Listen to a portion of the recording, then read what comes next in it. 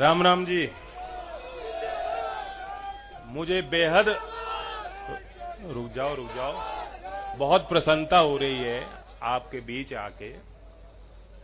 मैं पूछ रहा था कि क्या संचालन सुधीर जी के उसमें मेरा नाम तो नहीं ले दिया। मैं सुन नहीं पा रहा था, राजपाल जी के बगल में बैठ के मुझे अच्छा लग रहा था।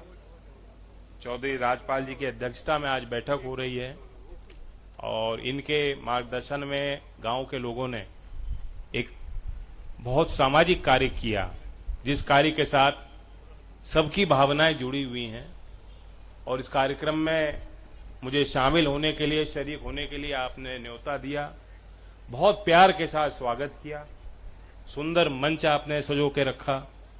मैं सभी यहाँ उपस्थित युवा शक्ति को, क्योंकि युवा ही कर्णधार हैं, खास तौर से इस आयोजन में जिस भावना के साथ आपने पावन पवित्र भावनाएं आपके दिल में है, मैं आपके चेहरे की मुस्कुराहट भी देख रहा हूं, आपके जज्बात भी देख रहा हूं और आपके उत्साह को पूरा क्षेत्र देख रहा है। मैं आपको दिल से आभार व्यक्त करना चाहता हूं।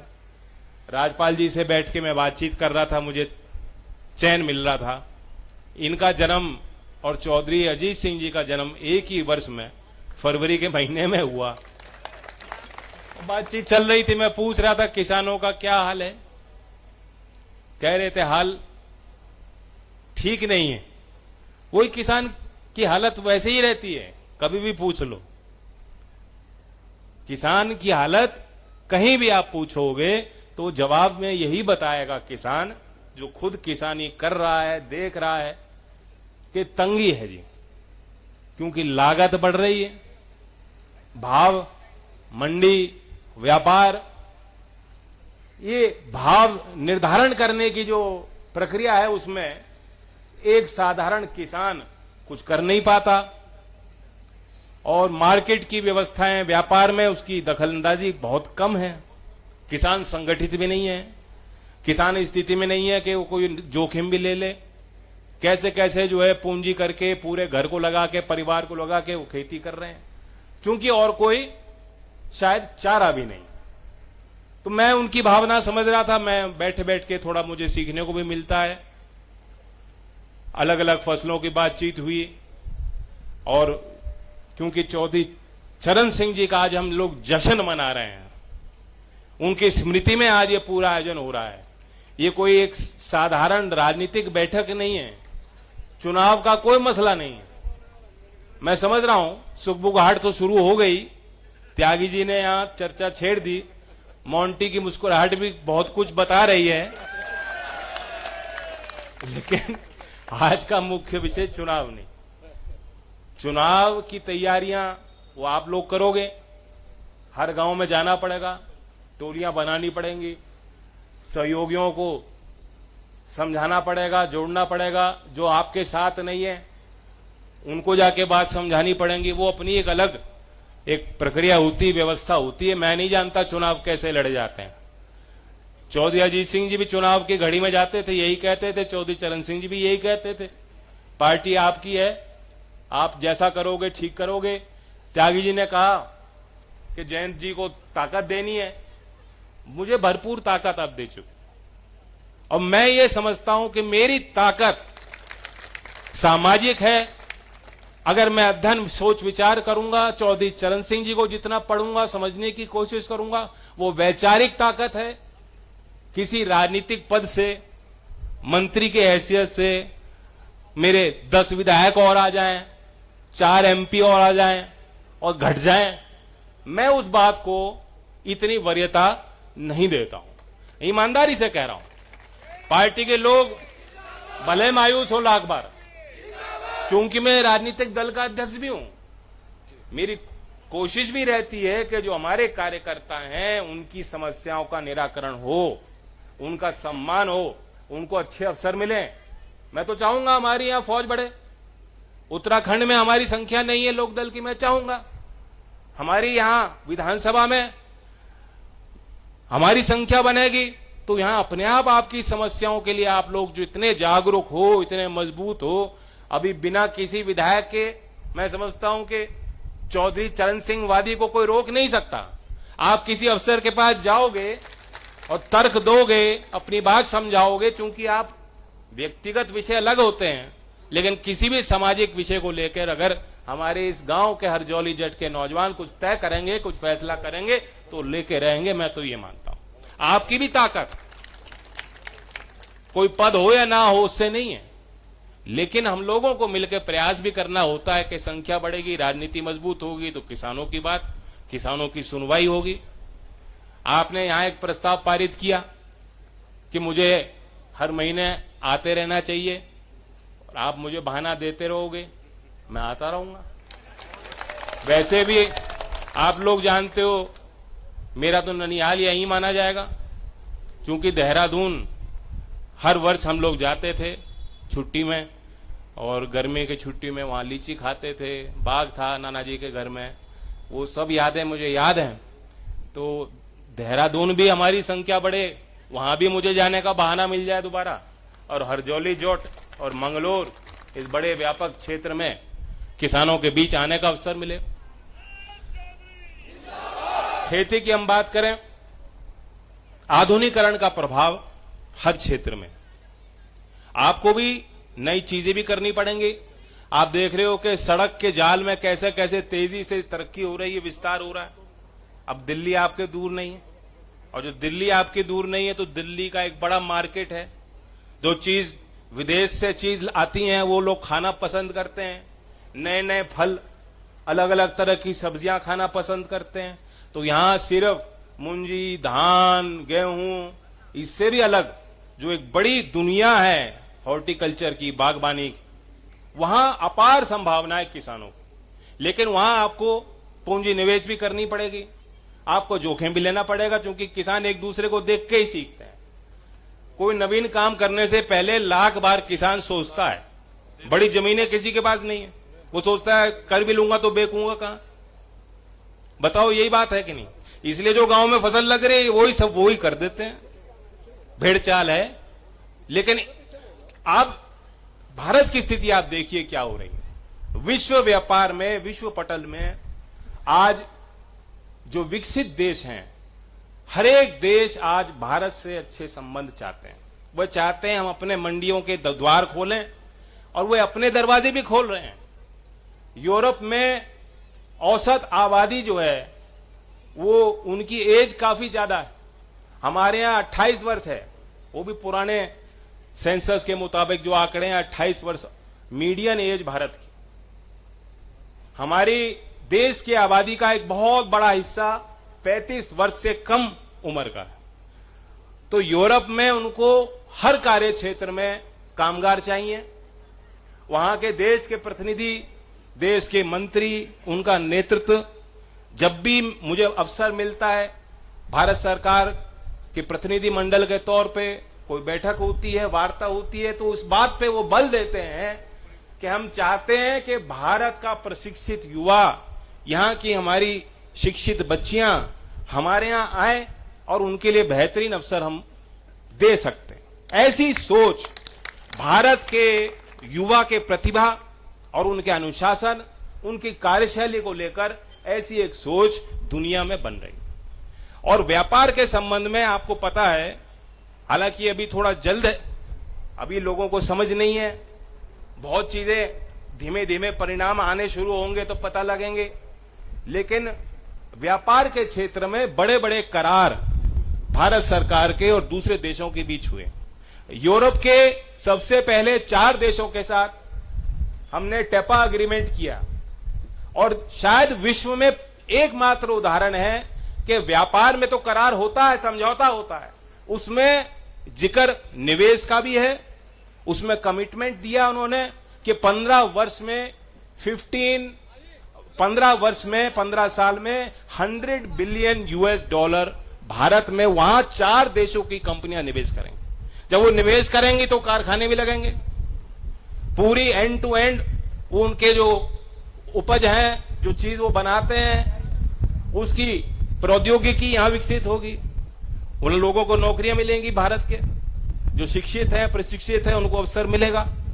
और पहली बार है कि व्यापार के करार में एक शर्त ये रखी गई है और उन्होंने हम भारत की वो शर्त मानी कि हम सिर्फ निवेश नहीं करेंगे, 15 वर्ष में 10 लाख रोजगार भी पैदा करेंगे और कौशल विकास पे भी हम लोग ध्यान दें।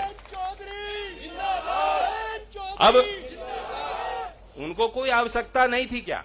आवश्यकता उनको भी आवश्यकता है। पसीने से क्या फर्क पड़ रहा है?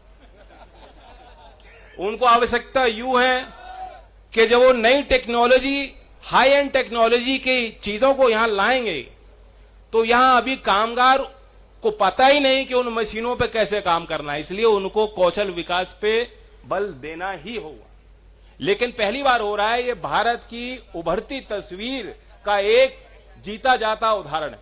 अब मैं इसकी जिक्र यहां क्यों कर रहा हूं? यहां खेत खलियान के बीच हम लोग बैठे हैं, गांव के परिवेश में क्या मायने हैं, आप पे क्या फर्क पड़ेगा? खेती कर रहा किसान मुझसे पूछ सकता है, जी हमें क्या मतलब यूरोप से? मतलब इसलिए है कि यहां आप जो आम बना रहे हो वो आम, आप वहां आपका आम कैसे पहुंचे और उसकी वैल्यू जो है, जो असल दाम है, आपको भी मालूम है जिस दाम पे किसान बेचता है, दिल्ली मुंबई जैसे बड़े बड़े शहरों में पहुंचते पहुंचते वही चीज कई गुना महंगी हो जाती है।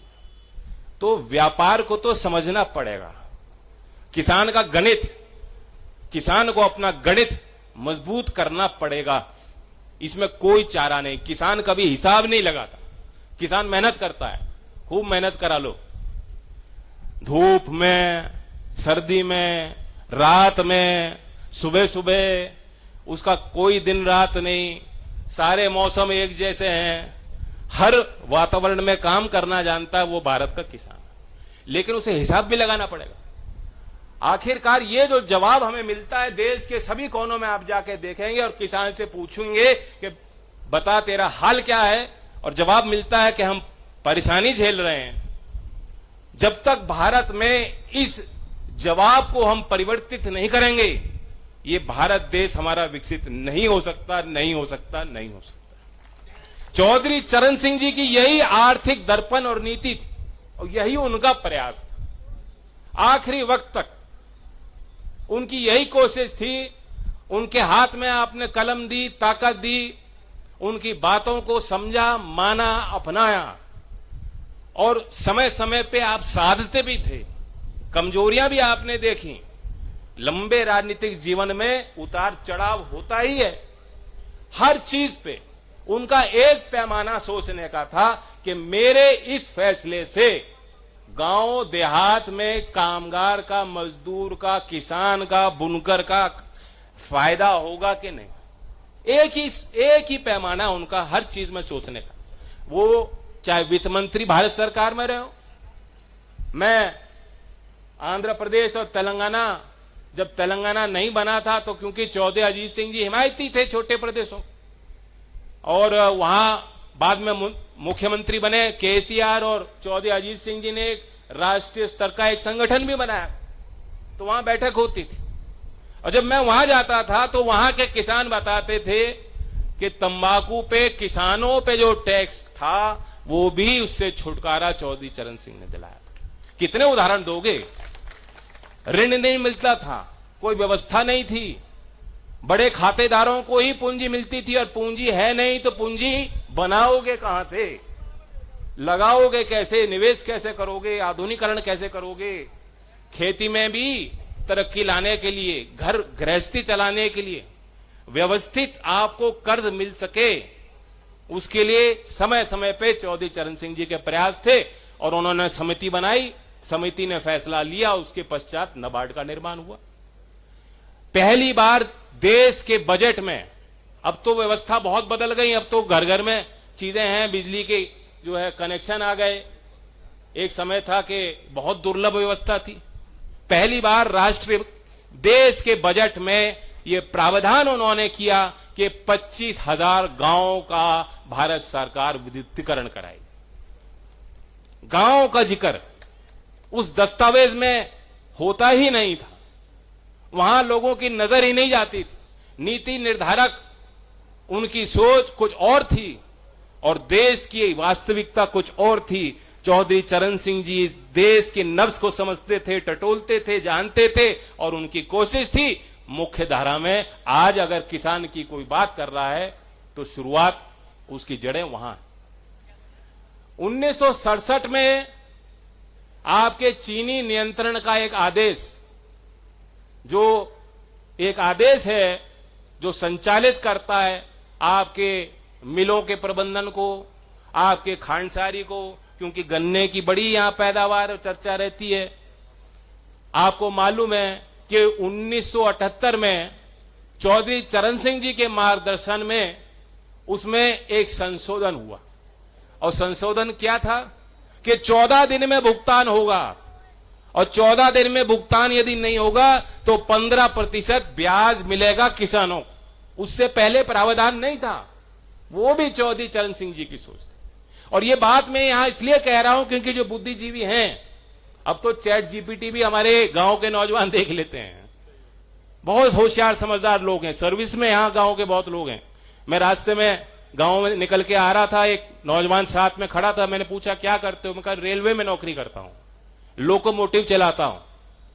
तो ट्रैक्टर भी यहां गांव के बच्चे चला रहे हैं और ट्रेन भी चला रहे हैं, देश चला रहे हैं हरजौली जट के नौजवान। तो इनमें सामर्थ्य है, इसलिए मैं बात को कह रहा हूं, छूना चाहता हूं कि अभी पढ़ लो, अभी भी आपके पास 1 महीने का समय है। भारत सरकार उसी चीनी नियंत्रण आदेश को, उसमें परिवर्तन के लिए एक बड़ा मसौदा लेके आई है। यहां जो खेती को भी जानते हैं और नीति को भी समझते हैं, जो कलम भी पकड़ते हैं और हल भी चलाना जानते हैं, ऐसे बुद्धिजीवियों को मैं कहना चाहता हूं कि उसको जरूर पढ़ लें। किसानों के लिए फायदे की होगी। कई चीजें उसमें प्राविधान जो मेरे समझ से हैं अच्छे हैं। अगर कोई कमी हो तो वो सुझाव भी आप मुझे दीजिएगा, और हम लोग भारत सरकार में बैठे ही इसलिए हैं कि किसानों की बात वहां रखी जाए। मैं आपको वादा करता हूं, और मुझे अच्छा भी लगेगा कि यहां, क्योंकि अक्सर हमने देखा है कि कानून बनते हैं वैक्यूम में, नीति पॉलिसी बनती है और लोगों को पता ही नहीं रहता। मैं मंत्री हूं तो मैं अधिकारियों की बैठक लेता रहता हूं, और कभी कभी हंसी मजाक में उनकी खिंचाई भी करता हूं। तो मैं कहता हूं तुम लोग जानबूझ के योजना ऐसी बनाते हो ना कि जिसके लिए योजना बना रहे हो उसी को पता ना लग पाए कि उसके लिए बन रही है। और वो हंसते तो हैं, लेकिन उन्हें भी मालूम है कि देश की अफसरशाही को भी समझना होगा। अगर मेरिट होगा तो काम मिलेगा। सिर्फ सीनियोरिटी के बल पे आपके हाथ में कलम आ जाती है। इस व्यवस्था में भी व्यापक रूप से सुधार लाने की जरूरत है। राजनीतिक क्षेत्र में तो हर 5 साल में हम लोग इम्तिहान दे ही देते हैं। अब ये तो उतारू हो रहा है। आपने सरवट जी को देखा करीब से, इन्हें भी खूब मौके मिलेंगे, मैं जानता हूं, मुझे विश्वास है। आप अपना प्रेम बना के रखोगे और मेहनत करेगा। वैसे मॉन्टी मिलियन के नाम से मैंने जानता हूं, मीरापुर के मोड़ पे फेमस था, वो आगे चला गया और बिजनौर जाते हुए वहीं लोग रुकते थे पहले। मॉन्टी मिलियन, हाँ मीरापुर मोड़ पे। यहां के सारे ढाबों को जानता हूं मैं, पश्चिमी यूपी के। उसमें आनंद आता है, जीवन के सारे रंग। तो मुझे खुशी है कि चौधरी चरण सिंह जी को लेके आपने काम किया। मूर्ति लगाई जाती है तो एक जिज्ञासा पैदा होती है। हमारे टोपी और पगड़ी पहनने वाले लोग, जो पुराने लोग हैं, वो तो साथ चले थे चौधरी साहब, वो जानते हैं हर चीज, हर बारीकी को समझते हैं। लेकिन जो नई पीढ़ी है, और सही बात यह है कि आज ये जो चीज है इसकी कुछ अच्छाइयां भी हैं, बुराइयां भी। एक तो एक दूसरे को एक दूसरे से जोड़ती है और एक दूसरे को एक दूसरे से काटती भी है। आप सामने वाले पे ध्यान नहीं देते हो, कोई कनाडा में बैठा है उसकी बात यहां सुन रहे हो। तो दोनों ही चीज है, सामाजिकता भी कमजोर हो रही है, सामाजिक ताना बाना भी, उस पर भी प्रभाव पड़ रहा है। लेकिन इसे इंकार नहीं किया जा सकता, ये टेक्नोलॉजी है। जितना जल्दी इसको समझोगे, प्रयोग करोगे। चौधरी अजीत सिंह जी, राजपाल जी आपके ही उम्र के होते हो आज, मुझे याद है। हाँ चौधरी साहब, वो भी मुझसे ज्यादा तेज व्हाट्सएप चला लेते। तो नई चीजें आती हैं, नई चीजें हमें सीखनी ही पड़ेंगी। और मैं किसानों को भी ये हिदायत दूंगा। आपको पता है टेक्निक बदल रही है। अब जो है डायरेक्ट सीडिंग, जो है रोपाई ना करके सीधा आप धान की जो बिजाई करेंगे तो उसमें आपके खरपतवार तो आता है, लेकिन पानी का प्रयोग 30-35% कम, लागत कम। इस प्रकार की टेक्निक को किसान को अपनाना पड़ेगा। किसानों के बीच कार्यशालाएं लगें। कृषि विज्ञान केंद्र का नेटवर्क जो चौधरी अजीत सिंह जी ने कृषि मंत्री होते बनवाया पूरे देश में, वहां जो वैज्ञानिक हैं वो सिर्फ लैब में ना काम करें, वो खेत में आके उस चीज को लाएं। पीछे आईआईटी, यही आईआईटी रुड़की है जिसका आप देखते हो कितना सकारात्मक है, उसका एक प्रभाव है। हम चाहते हैं कि आईआईटी सिर्फ आईआईटीएंस के लिए नहीं रहे, शिक्षण संस्थान के दरवाजे समाज के लिए भी खुले होने चाहिए। जिन क्षेत्र में इन संस्थाओं का संचालन है, जिस क्षेत्र में ये संस्थाएं स्थापित हैं, जहां के लोगों ने अपनी जमीन दी, एक एक ईंट लगाई, आज उनके सुख और दुख में और उनकी रखवाली के लिए इन संस्थाओं की बड़ी भूमिका होती है। बीते दिनों सरदार पटेल जो उत्तर प्रदेश मेरठ में कृषि विश्वविद्यालय है, उनका और आईआईटी रोपर का हमने करार करवाया कि IIT Ropar AI in agriculture, artificial intelligence in agriculture पे काम कर रही है। जो मैं समझाना चाह रहा था कि आज सेंसर का भी बड़ा काम है, कितनी नमी है, कोई रोग तो नहीं आ रहा, एक तस्वीर के माध्यम से किसान उसको देख के टूल है कि आपको एक सजग जानकारी मिल सकती है। तो इस सारी चीजों को अपनाना पड़ेगा। आईआईटी रोपर कृषि विश्वविद्यालय के साथ काम कर सकता है। अगर आईआईटी जैसी संस्था किसानों के बीच जा सकती है तो आईआईटी रुड़की में भी इस प्रकार के कार्यक्रम संचालित हो। मेरी कोशिश रहेगी आने वाले दिनों में, क्योंकि मैं शिक्षा मंत्री हूं, हालांकि मैं स्कूल विभाग को देखता हूं, मैं बात करूंगा। भारत सरकार की नीति भी है कि एक फैलाव हो, संस्थाओं को आपस में तालमेल समन्वय बनाने की आवश्यकता है। मैं 5 साल मथुरा से सांसद था और मुझे अफसोस इस बात का होता है, मैं सार्वजनिक तौर पे इस बात को कह चुका हूं। मैं स्कूलों में गया, मथुरा में पंचायतों में गया, इस प्रकार के कई कार्यक्रमों में गया। मेरी कोशिश थी घर घर में किसानों के बीच में जाता रहूं। कभी मैं सरकारी आईटीआई में नहीं गया। मुझे नहीं मालूम था कि एक दिन ऐसा आएगा कि मुझे वही मंत्रालय मिलेगा। और मैं आपको बात बताना चाहता हूं कि कौशल विकास इतना जरूरी है, इतना महत्वपूर्ण है, इसके महत्व को देश में पहली बार और किसी ने नहीं, चौधरी चरण सिंह जी ने पहचाना था। और पहली कौशल विकास योजना जिसे आज ग्रामीण आजीविका मिशन के नाम पे, एनआरएलएम के नाम पे आप जानते हैं, वो ट्राइसेम योजना उन्होंने 1978 में चालू करी थी। कौशल विकास ग्रामीण युवाओं को, भूमिहीन मजदूरों को काम कैसे मिले, जो कुटीर उद्योग हैं उनमें काम नौकरी कैसे मिल सके, उनको प्रशिक्षित करने के लिए हर साल लाखों गांव और देहात के नौजवानों को प्रशिक्षित करने की उस समय 1978 में वो योजना लाई। मुझे अफसोस है किसी अधिकारी ने, जब मैं एमपी था, मुझे नहीं कहा कि जरा ये सरकारी संस्थान है, ये शिक्षण संस्थान है, जिस तरह से आप अच्छे सीबीएसई की स्कूलों को जानते हो, आईआईटी को जानते हो, पॉलिटेक्निक को भी जानते हो, आईटीआई में क्यों नहीं, हम लोगों की नजर क्यों नहीं जाती। मैं मंत्री बना हूं और मैंने क्या देखा, सरकारी आईटीआई में तो फिर भी स्थिति बेहतर थी। 14,500 देश में आईटीआई और उसमें लगभग आधी सीट खाली जा रही हैं। जब ये आईटीआई बनी थी 40-50 साल पहले, जब स्थापित हो रही थी, तो एक आकर्षण था। उस समय एक धारणा बनी थी कि ये वो सर्टिफिकेट है, कार्यक्रम है जिसके माध्यम से हमें नौकरी मिल सकती है। और सिफारिश भी लोग लगाते थे कि हमें आईटीआई में एडमिशन दिलवा दो। याद है, आईटीआई में भी एडमिशन की सिफारिश मिलती थी। आज वो सीट खाली जा रही हैं सरकारों की अनदेखी के कारण, और समाज में सहभागिता कमजोर हो रही है। आप लोगों की नजर, अभिभावकों की नजर वहां नहीं है, इसलिए उद्योग को विश्वास नहीं है कि ये बच्चे अच्छे हैं, प्रशिक्षित हैं, इनको नौकरी मिलनी चाहिए। और इसलिए बच्चों को विश्वास नहीं है कि हमें ये सीखने का मौका मिल रहा है, हमें सीखना चाहिए। तो उस कारण से पूरी एक कमजोर कड़ी के कारण पूरी श्रृंखला हमारी अर्थव्यवस्था की बेहद कमजोर हो रही है। उद्योग जगत के लोग आते कहते हमें लोग नहीं मिल रहे जी, और लोग नौकरी चाहते हैं। आज यहां रोजगार मेला आप करोगे, यहीं हरजौली जट में अगर रोजगार मेला का आयोजन होगा, मैं दावे के साथ कहता हूं 10 गुना ज्यादा भीड़ यहां होगी। लबालब लोग आएंगे नौजवान, क्योंकि उन्हें अवसर नहीं मिलता। नौजवानों को जानकारियां नहीं मिलती कहां से हमें नौकरी मिलेगी। अच्छी अच्छी शिक्षा के बाद भी वापस लौट के खेती कर रहे हैं बच्चे। एमबीए करने के बाद 4th क्लास की नौकरी निकलती है। आप देखते हो चंद हजारों की भर्तियों के लिए लाखों करोड़ों आवेदन होते हैं, क्योंकि धारणा अभी भी लोगों के अंदर है कि सरकारी नौकरी सेफ है, और यह धारणा भी लोगों के अंदर है कि सरकारी नौकरी में खूब काम चोरी कर लो, कोई फर्क नहीं पड़ता। बताओ, ये थिंकिंग है। इस सोच को भी बदलना पड़ेगा।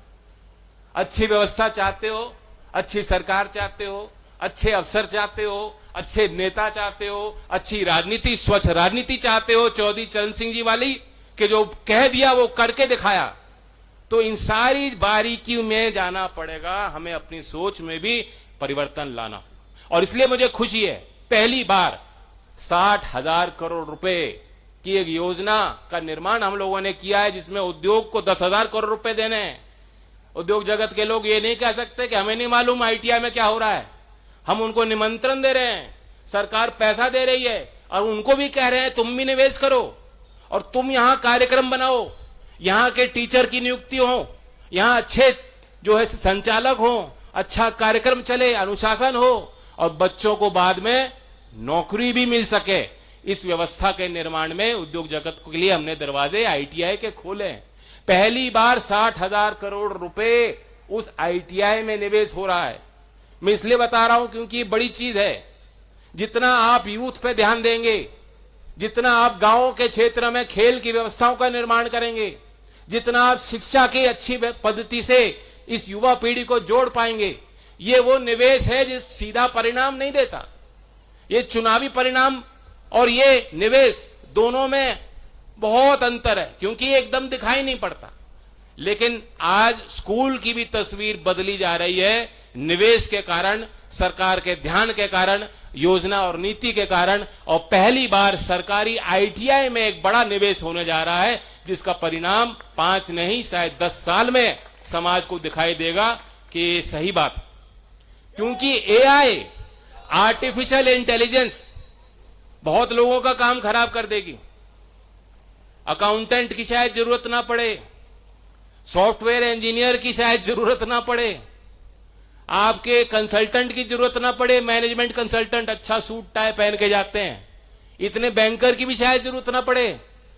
आपको सिर्फ मोबाइल फोन और एआई की टेक्नोलॉजी समझनी है, उस विधि को पहचानना है। इतनी बड़ी ताकत इस टेक्नोलॉजी में है। लेकिन किसान का काम किसान को करना पड़ेगा। प्लम्बर का काम, इलेक्ट्रिशियन का काम, हॉस्पिटैलिटी का काम, होटल में नौकरी, जो लोगों के नजर में होता है कि ये तो छोटा काम है, ये बहुत ताकतवर काम सिद्ध होने जा रहा है, क्योंकि ये काम आबाद रहेगा। चौधरी अजीत सिंह जी कहते थे, कभी कभी हमारी पार्टी का कोई कार्यकर्ता आ जाता था और कहता था टूटी हो जाती है, गलती हो जाती है, कहते थे जी मैं फलाने जाति से हूं, हमारी बड़ी छोटी जाति है साहब। और चौधरी साहब टोक के डांट के कहते थे कोई छोटा ऊंच नीच समाज में नहीं होता, कोई छोटी जाति नहीं होती। तुम ये कह सकते हो तुम्हारी संख्या कम है, लेकिन ऊंच नीच नहीं है। ये चौधरी अजीत सिंह जी के सोच के अंदर था, क्योंकि चौधरी चरण सिंह जी के, उनके परिवार के पालन पोषण के, व्यवहार में, उनके घर में, संस्कृति में, खून में, जज्बातों में ये चीज ओतप्रोत। और इसी निगाह से दुनिया को देखना मुझे चौधरी अजीत सिंह जी ने सिखाया। आज मैं आपको कह रहा हूं कि कोई काम छोटा नहीं है। हमारी नजर में खोट हो सकती है, हम उस अपनी नजर को बदलें, उसका सम्मान करें। जो कामगार है, जो कारीगर है, जो काम हाथ से कर रहा है, उसके हाथ के हुनर को पहचानने की जरूरत है। हमने उसको कभी वरीयता नहीं दी। मैं पूछना चाहता हूं, देश में हर गांव में आपको वो लोग मिल जाएंगे जो कामगार हैं, लोहार है, सुनार है। इससे पहले किसी सरकार ने नहीं सोचा कि उनकी आजीविका पे हमें ध्यान देना है। विश्वकर्मा योजना राष्ट्रीय स्तर की योजना है, कौशल विकास मंत्रालय उसको संचालित करता है, उनकी ट्रेनिंग कराता है। पहली बार 18 वो काम जो हर गांव में होते हैं, चाहे कोस्ट लाइन में जुड़ा इलाका हो, चाहे उत्तर भारत का जुड़ा इलाका हो, पूरब हो, पश्चिम हो, हर गांव की वो लगभग वही तस्वीर है, वही पुराने परंपरागत काम है जिनमें लोग पीढ़ी दर पीढ़ी काम करते आए। उनके हुनर को लोग तो जानते हैं क्योंकि उनसे जाके लोग खरीदते हैं, लेकिन कभी सरकारी योजना में उनकी गिनती नहीं होती थी और उनके काम का सम्मान नहीं होता था। उनको आगे बढ़ाने के लिए, मार्केट से जोड़ने के लिए आज बिना कोलेट्रल के उनको लोन मिल सकता है। जिनको पीएम विश्वकर्मा योजना में ट्रेनिंग मिली है, अब वो अपना काम स्थापित कर सकते हैं एक उद्यमी के तौर पे। जो चौधरी चरण सिंह जी कहते थे कि देश में सारी बड़ी बड़ी चीज जो है, छोटी चीज से लेकर बड़ी चीज टाटा बिरला ही बनाएंगे, तो जो खेती पे या कृषि पे आधारित जो उद्योग हैं, जो ग्रामीण क्षेत्र में जहां नौकरियां मिल सकती हैं, वो उद्योग ठप हो जाएंगे। तो वो चौधरी साहब की सोच ही कुछ और अलग थी। मैं मानता हूं कि इस योजना में भी चौधरी चरण सिंह जी की उस सोच की झलक मुझे दिखाई देती। मैं आपको फिर, बहुत लंबी बात हो जाएगी, लेकिन अब चौधरी साहब का टॉपिक ही इतना बड़ा विशाल है, इतनी सारी चीजें हैं कि एक के बाद एक निकलता रहता है। लेकिन मैं अपनों के बीच हूं, यहां मुझे वो बातों को कहने की जरूरत नहीं, लेकिन मैं महसूस करता हूं कि एक मिशन के तौर पे हमें काम करना। ये 23 दिसंबर 2026 जो किसान दिवस के तौर पे आप मनाते हो, आपने एक सुंदर मूर्ति का निर्माण यहां गांव में किया है, और मैं चाहता हूं कि आप अपने बच्चों को भी बताओ कि चौधरी साहब क्या थे, तुम्हारा इतिहास, ये तुम्हारे अतीत, गौरवशाली अतीत का श्रृंगार है बच्चों, जो तुम्हारे भविष्य में तुम्हें प्रेरणा दे पाएगा, भविष्य के रंगों को सजोगा। लेकिन ये आपका गौरवशाली अतीत है, ये आपके लोग हैं, ये शिक्षा हमें बच्चों को देनी होगी। इस वर्ष चौधरी चरण सिंह जी की 125वीं जो है जन्म जयंती है, और मेरी कोशिश है कि भारत सरकार तो धूमधाम से मनाएगी, लेकिन कोई सरकारी कार्यक्रम नहीं है, ये जन जन का कार्यक्रम होना चाहिए। चौधरी चरण सिंह जी चाहते थे जलवायु परिवर्तन, उस समय तो चर्चा नहीं थी, लेकिन जितने बागबानी आप देखते हो उस पूरे इलाके में, बागपत रटौल से निकल के यहां तक आप पहुंचोगे, अब तो 2 ही घंटा लगता है सड़क से, लेकिन जितने बाग अभी बच रहे हैं उस समय की देन है जब चौधरी चरण सिंह जी ने भूमि सुधार का कार्यक्रम शुरू किया था। बहुत लोगों ने बाग लगा लिए और उसका प्रभाव अभी तक दिखाई देता है। तो जलवायु परिवर्तन अहम है।